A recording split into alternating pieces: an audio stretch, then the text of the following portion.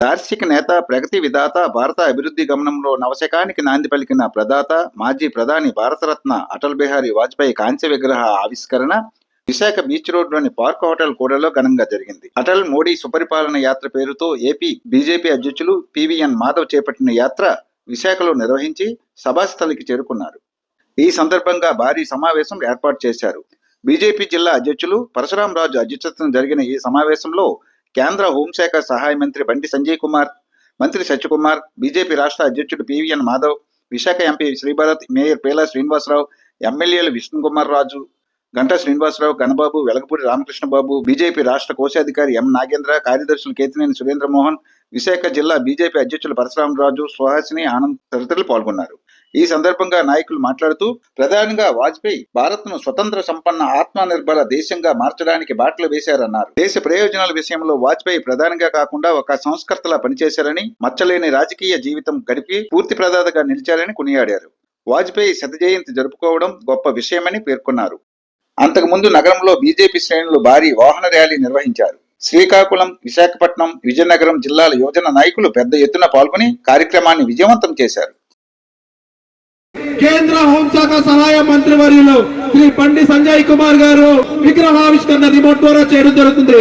ప్రతి ఒక్కరూ చప్పట్లతో మహాఘట్టం భారత రత్న మాజీ ప్రధాని అటల్ బిహారీ వాజ్పేయి గారి విగ్రహావిష్కరణ మహాఘట్టానికి మనం చేరుకోవడం జరిగింది. ప్రతి ఒక్కరూ చప్పట్లతో ఈ యొక్క మహాఘట్టాన్ని తిలకిస్తూ ఆనందాన్ని తెలియజేయాల్సిందిగా కోరుతున్నాం. భారత్ మాతా కీ, భారత్ మాతా కీ. ఎప్పుడెప్పుడు అని ఎదురు చూస్తున్నటువంటి మాజీ ప్రధాని భారత రత్న అటల్ బిహారీ వాజ్పేయి గారి విగ్రహ ఆవిష్కరణని ఇప్పుడే మనం మన ముఖ్య అతిథుల చేతుల మీదుగా పూర్తి చేసుకోవడం జరిగింది. నమోస్తుతే నమోస్తుతే భారత మాతా, సమస్త ప్రపంచ ప్రజ సన్నుత చరిత. నమోస్తుతే నమోస్తుతే భారత మాతా, సమస్త ప్రపంచ ప్రజ సన్నుత చరిత. భారత్ మాతా కీ జోహార్. భారత రత్న అటల్ బిహారీ వాజ్పేయి, జోహార్. భారత రత్న అటల్ బిహారీ వాజ్పేయి, జోహార్ జోహార్. అందరికీ నమస్కారం. ఇవాళ విశాఖపట్నంలో మనందరికీ కూడా ఒక గొప్ప సంఘటన. అటల్ బిహారీ వాజ్పేయి గారితో పాటు విశాఖపట్నానికి ఉండే ఎనలేని సంబంధం మనందరికి కూడా చాలా ముఖ్యమైన ఈ రోజు అటల్ బిహారీ వాజ్పేయి గారి యొక్క శత జయంతి సందర్భంగా ఆయన యొక్క కాంస్య విగ్రహాన్ని మన యొక్క పార్క్ హోటల్ జంక్షన్ లో మన ప్రియతమ కేంద్ర మంత్రివర్యులు బండి సంజయ్ కుమార్ గారి ఆధ్వర్యంలో ఆవిష్కరణ జరిగింది. ఈ కార్యక్రమంలో ఆరోగ్య శాఖ మంత్రివర్యులు సత్యకుమార్ యాదవ్ గారు, పార్లమెంటేరియన్ ఈ తూర్పు నియోజకవర్గ ఎమ్మెల్యే శ్రీ వెలగపూడి రామకృష్ణబాబు గారు, అలాగే భీమిలి నియోజకవర్గ ఎమ్మెల్యే శ్రీ గంటా శ్రీనివాసరావు గారు, అలాగే మన నార్త్ నియోజకవర్గ ఎమ్మెల్యే శ్రీ విష్ణుకుమార్ రాజు గారు, అలాగే మన యొక్క విశాఖపట్నం ప్రథమ పౌరుడు శ్రీ శ్రీనివాసరావు గారు, అలాగే మన యొక్క వెస్ట్ నియోజకవర్గ ఎమ్మెల్యే శ్రీ గణబాబు గారు, జనసేన, భారతీయ జనతా పార్టీ, తెలుగుదేశం సంబంధించిన సభ్యులందరూ కూడా విచ్చేశారు. అందరికీ కూడా ధన్యవాదాలు తెలియజేస్తూ విగ్రహ ఆవిష్కరణ కార్యక్రమం ముగిసింది. ఇప్పుడు మన యొక్క సభకి అందరూ కూడా ఏం చేయాలని కోరుతున్నాను.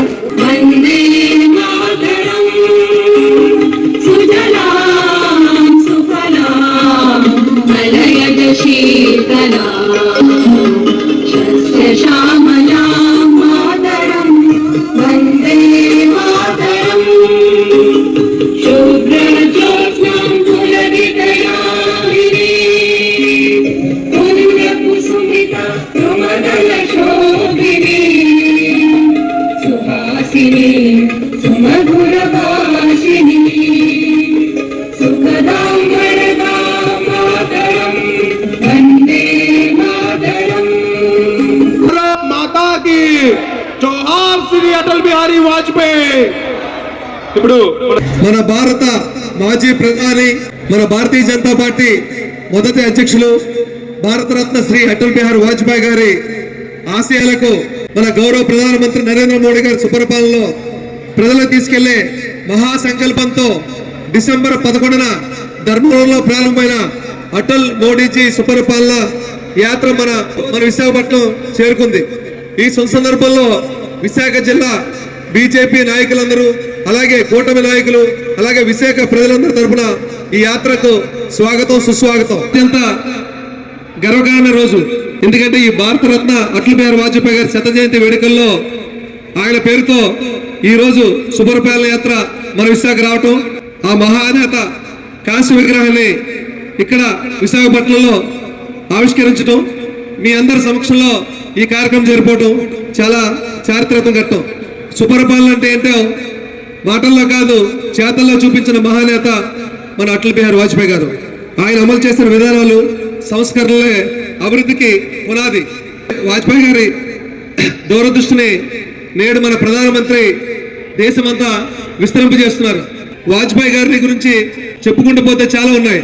దాంట్లో స్వర్ణ చతుర్భుజి పథకం, దీనివల్ల ఈ రోజు NH-16 చెన్నై నుంచి కలకత్తా వరకు విశాఖపట్నం మీదుగా 4 లైన్లతోటి రహదారి ఏర్పాటు చేసింది. దీనికోసం అలాగే విశాఖ పోర్టు సామర్థ్యం పెంచుకోవడం కోసం 1200 కోట్లని శాంక్షన్ చేయడం జరిగింది వాజ్పేయి గారి టైంలో. అలాగే మన నరేంద్ర మోడీ గారు విశాఖకి చాలా అభివృద్ధి పథకాలు అందించడం జరిగింది. అలా చెప్పుకుంటూ పోతే భారతదేశం మొత్తం మీద అత్యధిక విమానాశ్రయాలు ఉన్న రాష్ట్రం ఏదైనా ఉందంటే అది మన ఆంధ్రప్రదేశ్. అటువంటి ప్రాజెక్టులు మంజూరు చేసి ఈరోజు విశాఖకి ఐటీ కేర్ ఆఫ్ అడ్రస్ గా మార్చారు. మన ప్రధానమంత్రి గారి చొరవతో మన రాష్ట్ర ముఖ్యమంత్రి వర్యులు నారా చంద్రబాబు నాయుడు గారు, ఉప ముఖ్యమంత్రి వర్యులు పవన్ కళ్యాణ్ గారు సహకారంతో గూగుల్ వంటి సంస్థలు 1,35,000 కోట్లతో ఇక్కడ పెట్టుబడులు పెట్టి డేటా సెంటర్ ఏర్పాటు చేయడం జరుగుతుంది.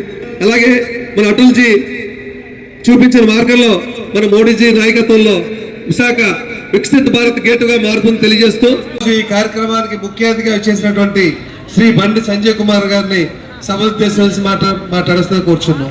భారత్ మాతాకి చల్లవడ్డరానా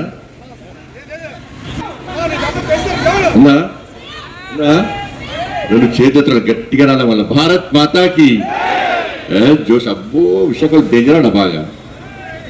భారత్ మాతాకి, భారత్ మాతాకి, భారత్ మాతాకి జై శ్రీరామ్, జై శ్రీరామ్, జై శ్రీరామ్. జోహార్ అటల్ जी की, జోహార్ భారత రత్న అటల్ బిహారీ వాజ్పేయి की. నరేంద్ర మోడీ గారి నాయకత్వం, చంద్రబాబు నాయుడు గారి నాయకత్వం, పవన్ కళ్యాణ్ గారి నాయకత్వం, మా మాధవ్ గారి నాయకత్వం, మా సత్యకుమార్ గారి నాయకత్వం, యాత్ర పేరుతోని మన రాష్ట్ర అధ్యక్షుడు మాధవ్ గారి నేతృత్వంలో జరుగుతున్నట్టు ఈ కార్యక్రమం అద్భుతం, మహా అద్భుతం. ఎవరితో కాదు కూడా ఇక సరే ఏదో ఒక కూడల్లా ఏదో విగ్రహం పెట్టి నివాళులు అర్పించి వారికి ఒక చరిత్రను చెప్పుకొని ఎస్ నేను ఫలానా చౌరస్తాలో అటల్ బిహారీ వాజ్పేయి గారి విగ్రహం పెట్టానని చెప్పి నేను సోషల్ మీడియాలో సర్క్యులేట్ చేసుకోవడానికి పనిచేసేటువంటి పరిస్థితుల్లో దానికి భిన్నంగా ఇది ఆషామాషి కాదు. నేను పొగుడుతలేను. నేను మొన్న కార్యక్రమం చూసిన తర్వాత నేను ఒక్కసారి కార్యక్రమంలో పాల్గొనే అవకాశం వస్తే బాగుండు అనుకుంటున్న పరిస్థితిలో మాధవ్ గారు ఫోన్ చేసి 80% విశాఖపట్నంలో జరిగే కార్యక్రమం రావాలంటే చాలా హ్యాపీ ఫీల్ అయినా. అరే ప్రతి జిల్లాలో అటల్ బిహారీ వాజ్పేయి గారి విగ్రహం పెట్టడం అంటే దేశంలో ఇలా ఆంధ్రప్రదేశ్ భారతీయ జనతా పార్టీ రాష్ట్ర శాఖ చరిత్ర సృష్టించింది. వాళ్ళ దేశంలో ఎక్కలేదు. మనం అధికారంలో ఉన్నటువంటి రాష్ట్రాలు కూడా ప్రతి జిల్లాలో అటల్ బిహారీ వాజ్పేయి గారి విగ్రహం పెట్టాలని చెప్పి ఆలోచన రాలేదు, సాధ్యం కాలేదు. ఇక్కడ ఎన్డీఏ ప్రభుత్వం ఉంది. అటువంటి ప్రాంతంలో అందరినీ ఒప్పించి మెప్పించి ఈ యాత్ర చేపట్టడం నిజంగా అద్భుతం.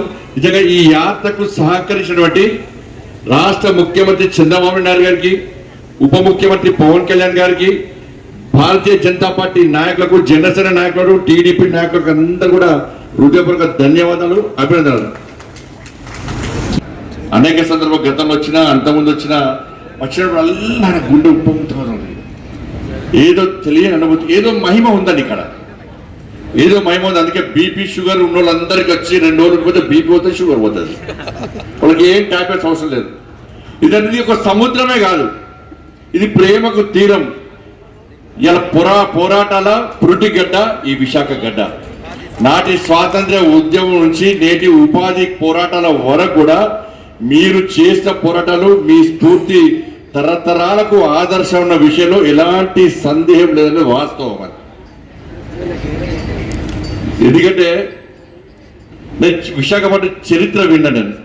ఇలా నేవీకి బలం, పరిశ్రమలకు ద్వారం, విద్యకు కేంద్రం, సంస్కృతి సాంప్రదాయాలకు నిలయం. కాబట్టి విశాఖ అనేది అభివృద్ధి చెందితే కేవలం ఉత్తరాంధ్ర మాత్రమే అభివృద్ధి చెందినట్టు కాదు, దేశమే అభివృద్ధి చెందినట్టుగా భావించే ఇలా విశాఖపట్నం అభివృద్ధికి ఇవాళ నరేంద్ర మోడీ గారి ప్రభుత్వం కానీ, గతంలో అటల్ బిహారీ వాజ్పేయి గారి ప్రభుత్వం కానీ అభివృద్ధికి సహకరిస్తున్న విషయాన్ని మనం గుర్తుంచుకోవాల్సిన అవసరం ఉంది.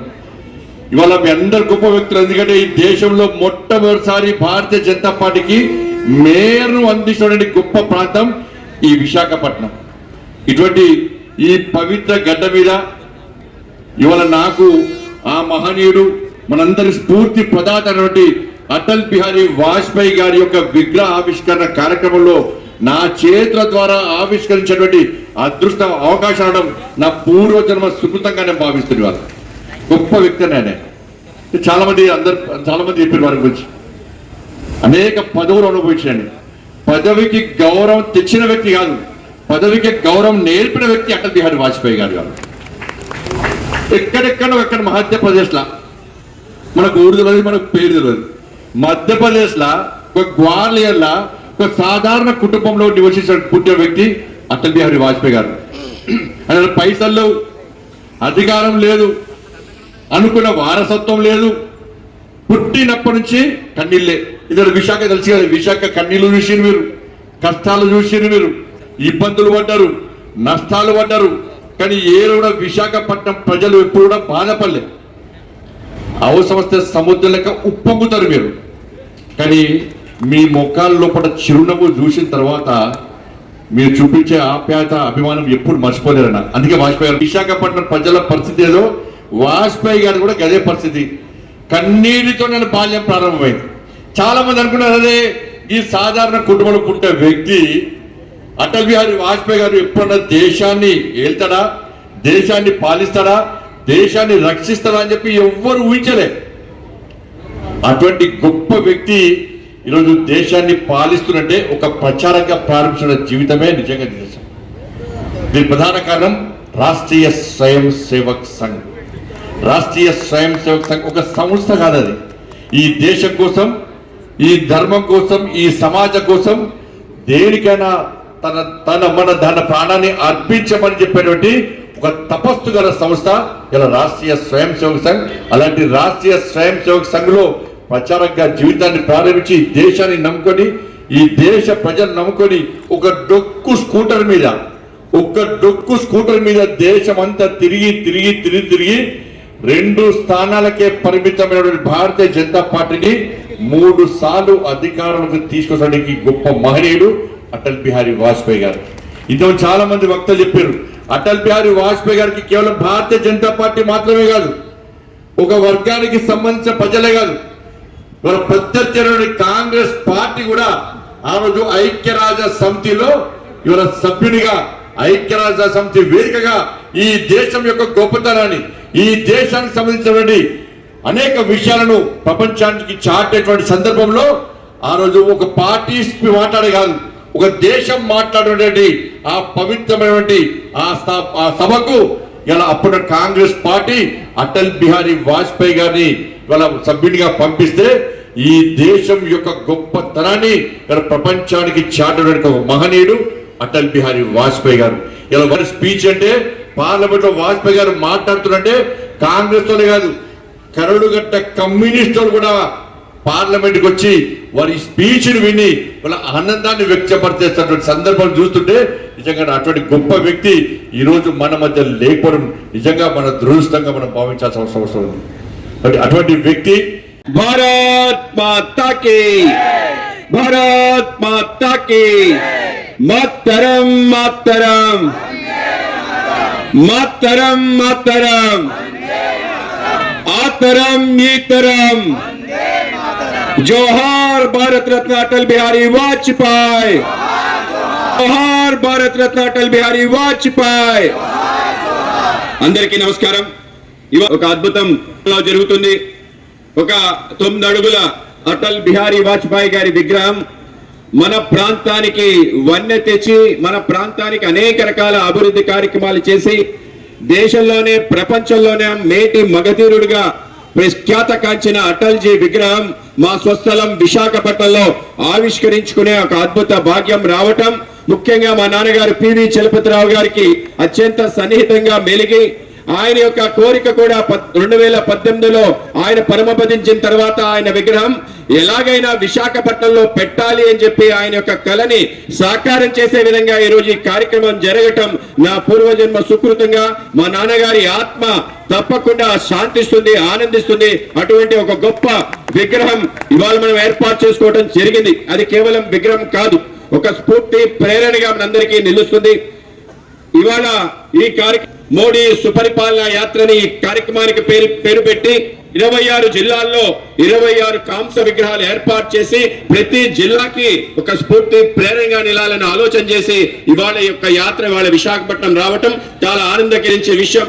నాతో పాటు ఈ యొక్క కార్యక్రమంలో పాల్గొంటున్న మా అన్న సత్యకుమార్ యాదవ్ గారికి కూడా ధన్యవాదాలు తెలియజేస్తూ, ముఖ్యంగా విశాఖపట్నానికి ఈ కార్యక్రమం వచ్చిన సందర్భంలో ఈ కార్యక్రమానికి ముఖ్య అతిథిగా మిత్రులు బండి సంజయ్ కుమార్ గారు రావటం ఏదైతుందో మరింత సంతోషాన్ని కలిగిస్తుంది.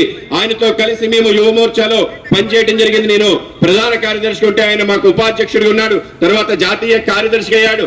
ఆ విధంగా జాతీయ కార్యదర్శిగా ఉండి అనేక రకాల విజయాలు సాధిస్తూ హిందూ పదుపాదుషాహి శివాజీ లాగా కరీంనగర్ లో ఏదైతే ఆయన అనేక కార్యక్రమాలు చేశారో ఆ కరీంనగర్ నుంచి ఆయన ఒక్కటంటే ఒక్క అవినీతి ఆరోపణ లేకుండా ఉండగలటం సాధ్యమా అని చెప్పి మిమ్మల్ని అడుగుతున్నాను. ఆ విధంగా చేసిన గొప్ప నిష్కలంక చరిత్రుడు అటల్ బిహారీ వాజ్పేయి గారు. అటువంటి అటల్జీ యొక్క జీవితం సామాన్యమైంది కాదు. అతి సామాన్య కుటుంబంలో పుట్టి అంచెలంచెలుగా కృషి, పట్టుదల, క్రమశిక్షణ కారణంగానే దేశ ప్రధానమంత్రి అయ్యారు. 1942లో ఈ దేశంలో క్విట్ ఇండియా మూవ్మెంట్ లో పాల్గొని దేశ స్వతంత్రం కోసం జైలుకి వెళ్లిన స్వతంత్ర సేనాని మన అటల్ బిహారీ వాజ్పేయి గారు. అతి చిన్న వయసులోనే 1947లో దేశానికి స్వతంత్రం వస్తే నా జీవితం సమాజానికి అర్పణ చేస్తానని చెప్పి రాష్ట్రీయ స్వయం సేవక్ సంఘ్ యొక్క సభ్యుడిగా మారి ప్రచారక మొత్తం నా జీవితాన్ని పెళ్లి కూడా చేసుకున్న సమాజం కోసం అర్పణ చేస్తానని ఆ విధంగా బయలుదేరిన వ్యక్తి మన యొక్క అటల్ బిహారీ వాజ్పేయి గారు. ఆ విధంగా పనిచేస్తున్న క్రమంలో ఈ దేశంలో కాంగ్రెస్ కు ఒక ప్రత్యామ్నాయ శక్తి కావాలి. ఈ దేశం రెండుగా విభజన చేయబడింది.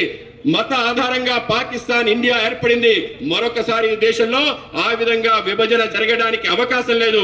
ప్రఖరమైన దేశభక్తి స్వతంత్ర సేనానులు ఏ కలగని మనకి స్వతంత్రం తెచ్చారో ఆ స్వతంత్రాన్ని కాపాడాలి అంటే మనందరం భారతీయులుగా ఉండాలి, మనలో ఐకమత్యం పెరగాలి. కనుక అటువంటి ఆలోచన, ముఖ్యంగా సంతుష్టీకరణ రాజకీయాల వ్యతిరేకంగా మనం పోరాటం చేయాలి. మనందరం కూడా ఒకటే దేశం, ఒకటే జాతి, ఒకటే ప్రజ అనే ఆలోచనతో ఉండాలని చెప్పి భారతీయ జనసంఘని 1951లో ఆయన ఏర్పాటు చేసే కాబట్ట పార్టీలో మొదటిసారి సంస్థాగత సభ్యులుగా అటల్ బిహారీ వాజ్పేయి గారు తన పూర్తి సమయం భారతీయ జనసంఘి ఇవ్వటం, ఆ విధంగా పనిచేయటం, ఆయన పనిచేస్తున్న క్రమంలోనే చలో కశ్మీర్ అని చెప్పి డాక్టర్ శ్యామ్ ప్రసాద్ ముఖర్జీ ఎవరైతే జనసంఘ్ వ్యవస్థాపకులు ఉంటారో వాళ్ళతో పాటు వెళ్ళటం, కాశ్మీర్ లో అరెస్ట్ అవటం, కాశ్మీర్ యొక్క 370 అధికరణ రద్దు కావాలని చెప్పి పోరాటం చేయటం, ఆయన చేసిన పోరాట ఫలితమే మన యొక్క ప్రియతమ ప్రధాని నరేంద్ర మోడీ గారు మొన్న 2019లో ఆగస్టు 5, 6 తారీఖులో ప్రపంచం వీస్తుపోయే విధంగా మనందరి హృదయాలు పులకించే విధంగా 370 అధికరణం 35A రెండింటిని రద్దు చేసి సంపూర్ణంగా కశ్మీర్ ని భారతదేశంలో విలీనం చేయటం అటల్ బిహారీ వాజ్పేయి గారు ఆ రోజు చేసిన పోరాటానికి ఫలితం దక్కింది. కనుక ఆ విధంగా చేయడం కారణంగానే అటల్ మోడీ సుపరిపాలన యాత్రని కార్యక్రమానికి పెట్టడం జరిగింది. అటల్జీ కేవలం అదే కాదు, 1957లో మొదటిసారి బలరాంపూర్ నుంచి పార్లమెంట్ కి ఆయన అడుగు పెట్టిన తర్వాత ఆయన చేసిన అద్భుతమైన సమ్మోహన ప్రసంగాన్ని చూసి ఆ రోజున్న దేశ ప్రధాని జవహర్లాల్ నెహ్రూ భావి భారత ప్రధానమంత్రి అవ్వగలిగే లక్షణాలు నీలో ఉన్నాయని పొగిడాడంటే ఏ విధంగా అటల్జీ పార్లమెంట్ లో వ్యవహరించారో మనందరూ గుర్తుంచుకోవచ్చు. ఆ విధంగా అటల్ బిహారీ వాజ్పేయి గారు తన ప్రస్తావాన్ని పార్లమెంట్ లో ప్రారంభించి అనేక రకాల విషయాలు, దేశానికి సంబంధించిన అనేక విషయాలను ఆయన లేవనెత్తడం, నెహ్రూ గారిని నిలువెత్తు చెమటలు పట్టించే విధంగా అనేక కార్యక్రమాలు చేశాడు. గోవా ఇంకా పోర్చుగీస్ చేతిలో ఏ విధంగా ఉంటుంది, దేశమంతా స్వతంత్రం వచ్చింది, ఎందుకు గోవాని విముక్తి చేయడం లేదని ప్రశ్నించడంతో పాటు గోవా విముక్తి ఉద్యమం కోసం 1959లో ఆయన బయలుదేరటం, ఆయనతో పాటు ఆ రోజు భారతీయ జనసంఘ సభ్యులు జగన్నాథరావు జోషి గారి నేతృత్వం వెళ్ళటం, సుమారు 14 మంది జనసంఘ యొక్క కార్యకర్తలు పోలీస్ కాల్పుల్లో ఆ రోజు బలి అవ్వటం. దాని కారణంగా నెహ్రూ గారు మిలిటరీని పంపించి గోవాని పోర్చుగీస్ నుంచి విముక్తి చేసి గోవాని ఈ దేశంలో కలపడంలో అటల్ బిహారీ వాజ్పేయి గారి పాత్ర ఎనలేనిదని మనం తప్పనిసరిగా తెలుసుకోవాలి.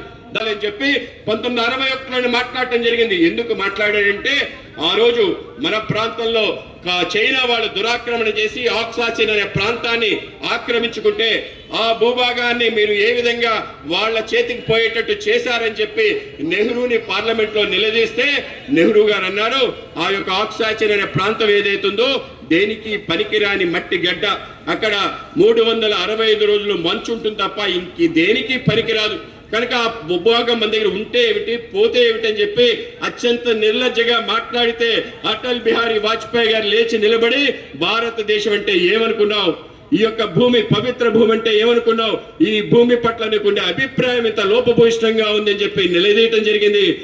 भारत एक जमीन का टुकड़ा नहीं, जीता जाता राष्ट्र पुरुष है, इसका कंकर कंकर में शंकर है, बिंदु बिंदु में गंगा माँ है, इस तर्पण की भूमि है, अर्पण की भूमि है, नंदन की भूमि है, अभिनंदन की भूमि है, इसके लिए हम जिएंगे, इसके लिए हम मरेंगे.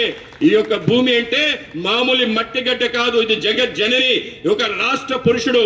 అటువంటి యొక్క భూమి పొడమి నా తల్లి నీనామే పుత్రుడనే అభిప్రాయం ఎవరికైతే ఉంటుందో ఈ దేశం పట్ల అటువంటి ప్రఖరమైన దేశభక్తి ఉంటుందో తద్వారానే నువ్వు ముందుకెళ్ళడానికి అవకాశం ఉంటుంది. నీలాంటి ఆలోచన ఏదైతుందో దేశానికి ప్రమాదకరం అని చెప్పి ఆ విధంగా నెహ్రూ గారిని నిలదీసిన వ్యక్తి అటల్ బిహారీ వాజ్పేయి గారు. దాంతో పాటు ఈ దేశానికి అణుబాంబు కావాలని చెప్పి దేశవ్యాప్తంగా ఉద్యమం చేస్తే అందరూ అన్నారు, కమ్యూనిస్టులు అన్నారు వీళ్ళు హిట్లర్ తోటి లాలూచి పడాల్సిన అవసరం లేదు, మనకి మద్దతు ఇస్తారు లేకపోతే లేదు అని చెప్పి ఆ రోజు అవిశ్వాస తీర్మానంలో ఆయన చేసిన ప్రసంగం అద్భుతమైన ప్రసంగం. ఆ ప్రసంగం కారణంగానే ఆ రోజు మొత్తం దేశవ్యాప్తంగా ఆయనకి సమ్మోహన శక్తి, ఆయన యొక్క ప్రసంగానికి అందరూ కూడా ఫిదా అవటం, ఆ విధంగా ముందుకెళ్ళటం. ఆయన అద్భుతంగా దేశం అంటే ఏమిటి, ఎందుకు మేము పనిచేస్తున్నాం, it is not a profession, it is a mission అని చెప్పి మాట్లాడటం. ఆ విధంగా మాట్లాడిన తర్వాత దేశవ్యాప్త ఎన్నికలు జరిగాయి.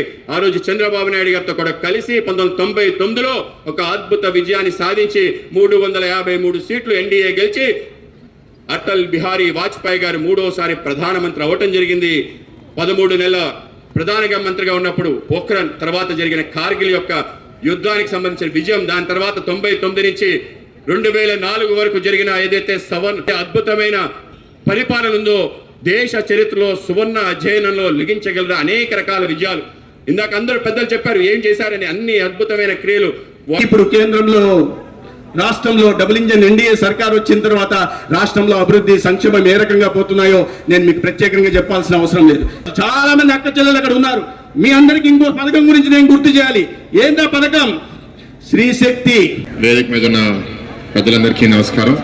ముఖ్య అతిథిగా వాజ్పేయి గారి స్టాచ్యూ ఇనాగరేషన్ అండ్ ఆయన శత జయంతి ఈ సంవత్సరం సెలబ్రేషన్స్ అంటే డిసెంబర్ 25, 2024 నుంచి 2025 దాకా ఇప్పుడు ఈ ముగింపు ఆల్మోస్ట్ ఇంకా 5 రోజుల దూరంలో ఉన్నాం. బండి సంజయ్ గారు ముఖ్య అతిథిగా వచ్చారు. We welcome him to Andhra Pradesh. నేను వాజ్పేయి గారి స్పీచ్లు చాలాసార్లు నేను యూట్యూబ్లో చూస్తూ ఉంటాను. ఎప్పుడైనా నాకు ఇన్స్పిరేషన్ కావాలన్నా దేశభక్తి గురించి ఆలోచించేటప్పుడు అట్లాంటి స్టేట్స్మెన్ ఇండియాలో చాలా తక్కువ మంది ఉన్నారు. అండ్ ఆయన మాట్లాడితే వినాలనిపిస్తుంది. ఆయన ఒక గొప్ప పోయట్. సో పోయట్రీతో పాటు మాట్లాడేవాళ్ళు. ఈ రాష్ట్రానికి ఉన్న అనుబంధం రాజుగారు చెప్పారు, స్టీల్ ప్లాంట్కి వాళ్ళు చేసింది. కానీ అదొకటే కాదు, ఎన్డీఏ ప్రభుత్వం అప్పుడు చంద్రబాబు నాయుడు గారు ముఖ్యమంత్రిగా ఉండగా ఎన్నో ఐడియాస్ని వాజ్పేయి గారు స్వీకరించి దేశవ్యాప్తంగా అమలు చేయడము మన రాష్ట్రానికే కాదు, ఇవాళ ఆంధ్రప్రదేశ్ తెలంగాణ ఇంత బాగుపడ్డాయి అంటే దాంట్లో ఒక ప్రధాన కారణం వాజ్పేయి గారని మనందరం చెప్పుకోవాలి. టెలికాం రిఫార్మ్స్ అయినా, ఎలక్ట్రిసిటీ రిఫార్మ్స్ అయినా ఇవన్నీ ఆ టైంలోనే మనకు జరిగినాయి. ఐటీ ఇన్వెస్ట్మెంట్స్, ఐటీ రిఫార్మ్స్ కూడా అప్పుడు కేంద్ర ప్రభుత్వం మనకి అనుకూలంగా ఉండడం వల్లే ఇవాళ ఆంధ్ర తెలంగాణ ఇంత ఐటీ ఇన్వెస్ట్మెంట్స్ రావడము, ఐటీ ఉద్యోగులు పనిచేయడము. ఇప్పుడు వసతారకం క్యాన్సర్ ట్రస్టీగా నేను పనిచేస్తున్నాను. అది వాజ్పేయి గారే ప్రారంభించారు 25 ఏళ్ల క్రితం. ఇప్పుడు ఆ క్యాన్సర్ హాస్పిటల్ దేశంలో ఉన్న అన్ని క్యాన్సర్ హాస్పిటల్స్లో టాప్ 5 క్యాన్సర్ హాస్పిటల్ అనే మంచి పేరు ప్రఖ్యాతి పొందిందంటే అట్లాంటి ఒక గొప్ప నాయకుడు ఆశీస్సులను నేను భావిస్తున్నాను. ఎంతో ఆనందంగా కూడా ఉంది ఈ కార్యక్రమంలో పాల్గొనటం. ఇందాక మన ఎంపీ గారు భరత్ గారు చెప్పినట్టుగా ఈ వేదిక పైన ఉన్న నాయకుల్లో బహుశా నాకొక్కరికేనేమో ఆయనతో కలిసి చట్టసభల్లో 5 సంవత్సరాలు పనిచేసే ఒక అదృష్టం ఆ భగవంతుడు నాకు కల్పించారు. మొట్టమొదటిసారిగా 1999లో నేను అనకాపల్లి ఎంపీగా గెలిచిన తర్వాత పార్లమెంట్ సభ్యుడిగా ఆ ప్రమాణ స్వీకారం ఏదైతే ఓత్ ఉంటుందో ఆ ఓత్ తీసుకునేటప్పుడు ఒక రకంగా నాకు ఒళ్ళు జలదరించింది. ఫస్ట్ టైం ఒక రాజకీయాలకు సంబంధించిన వ్యక్తిని నేరుగా పార్లమెంట్లో ఒక ఎంపీగా ఓత్ తీసుకోవడం అంటే ఆ ఫోటో కూడా ఎప్పుడు కళ్ళ ముందు కనిపిస్తూ ఉంటుంది నాకు. ఓ పక్క వాజ్పేయి గారు, మరో పక్క అద్వానీ గారు, ఇద్దరి మధ్యలో నిలబడి ఆ కొత్తగా ఎన్నికైన పార్లమెంటు సభ్యులందరూ కూడా ఆ ఓత్ తీసుకుంటారు. అటువంటి ఒక గోల్డెన్ ఆపర్చునిటీ నాకు ఆ రోజు కలిగింది. వాజ్పేయి గారిని ఒక రాజకీయ నాయకుడిగా అనడం కంటే ఆయన ఒక విలువలు కలిగిన ఒక నిలువెత్తు పర్సనాలిటీ. ఆయన రాజకీయాల్లో కొంతమందికి లైక్స్ డిస్లైక్స్ ఉంటాయి, కొంతమందిని అభిమానిస్తారు, కొంతమందిని ద్వేషిస్తారు. కానీ వాజ్పేయి గారిని భారతీయ జనతా పార్టీ కాదు, దేశంలో ఉన్న అన్ని రాజకీయ పార్టీలు కూడా ఆయన వ్యక్తిత్వ విషయంలోకి వస్తే అందరూ కూడా ఏకగ్రీవంగా ఆయన గురించి పాజిటివ్ గానే మాట్లాడతారు.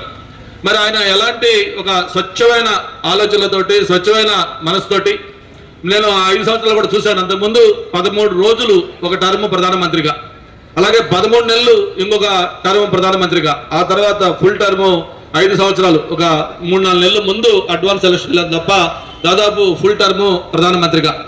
మరి దేశంలో జరిగిన అనేక రిఫార్మ్స్ కి ఈరోజు గోల్డెన్ క్వార్టర్ రోడ్ కావచ్చు, ఆ రోజు కార్గిల్ వార్ కావచ్చు, ఈ పోఖ్రాన్ అణు పరీక్షలు కావచ్చు, ఇలాగా ఏదైతే మనం దేశంలో ఒక ల్యాండ్ మార్క్ ఈవెంట్స్ గా చెప్పుకుంటామో అవన్నీ కూడా ఆయన హయాంలో అయ్యాయి. వెళ్ళేవాళ్ళు అటువంటి ఒక చక్కటి వ్యక్తి, అటువంటి ఒక విలువలున్న వ్యక్తి ఈరోజు భారతదేశ రాజకీయాల్లో చాలా అరుదుగా ఉంటారు. ఇందాక మన పెద్దలు చెప్పినట్టుగా ప్రతిపక్షంలో అంటే ఆయన ప్రతిపక్షంలో ఉన్నా కూడా సరే అప్పటి అధికార ప్రభుత్వం ఏదైతే ఉందో ఈ విదేశాలకు సంబంధించి మనం ఒక ప్రతినిధి పంపించాలంటే వాజ్పేయి గారిని దానికి సెలెక్ట్ చేసి పంపించారంటే ఆయన యొక్క విలువలు ఏంటి, ఆయన యొక్క వ్యక్తిత్వం ఏంటో మనందరం కూడా అర్థం చేసుకోవచ్చు. అటువంటి వ్యక్తికి సంబంధించి ఈరోజు ఒక సిటీ ఆఫ్ డెస్టినీగా, ఒక ఫైనాన్షియల్ క్యాపిటల్ గా ఈరోజు సర్వేయంగా అభివృద్ధి చెందుతున్న విశాఖ నగరంలో ఈ విగ్రహ ఆవిష్కరణ కార్యక్రమం ఏర్పాటు చేసుకోవటం నేను పరశురామ్ని అలాగే మాధవ్ బండి సంజయ్ గారు, అల్లూరి సీతారామరాజు లాంటి వ్యక్తి తెలంగాణలో ఉండే వ్యక్తిని ఈ రోజు ముఖ్య అతిథిగా తీసుకురావటం అనేది మనకి చాలా అదృష్టం. అట్లాగే ఈ కీర్తిశేషులు అటల్ బిహారీ వాజ్పేయి గారి 100వ జయంతి సందర్భంగా అటల్ మోడీ సుపరిపాలన యాత్రలో భాగంగా విశాఖపట్నంలో అటల్ బిహారీ వాజ్పేయి గారి విగ్రహావిష్కరణ కార్యక్రమానికి ఆయన ఒక్క 3వ పార్లమెంట్లో తప్పితే 2వ పార్లమెంట్ నుంచి అనేక సార్లు ఎంపీగా, 2 సార్లు రాజ్యసభ సభ్యులుగా, 3 సార్లు ప్రధానమంత్రిగా ఎన్నో సేవలు అందించిన వ్యక్తి వాజ్పేయి గారు. భారత రాజకీయ చరిత్రలో ఒక విలక్షణమైనటువంటి వ్యక్తిగా ఈరోజు విశాఖ గడ్డపై ఒక శాశ్వతమైనటువంటి గౌరవానికి చిహ్నంగా ఈ శిలా విగ్రహం నిలుస్తుందని చెప్పి ఈ సభ ద్వారా తెలియజేస్తున్నా. అటల్ బిహారీ వాజ్పేయి గారి యొక్క 100వ జయంతి సందర్భంగా ఈ రాష్ట్రంలో పివిఎన్ మాధవ్ గారు ఈ వీడియో మీకు నచ్చినట్టయితే లైక్ చేయండి, షేర్ చేయండి, సబ్స్క్రైబ్ చేయండి. కింద ఉన్న బెల్ సింబల్ క్లిక్ చేయండి.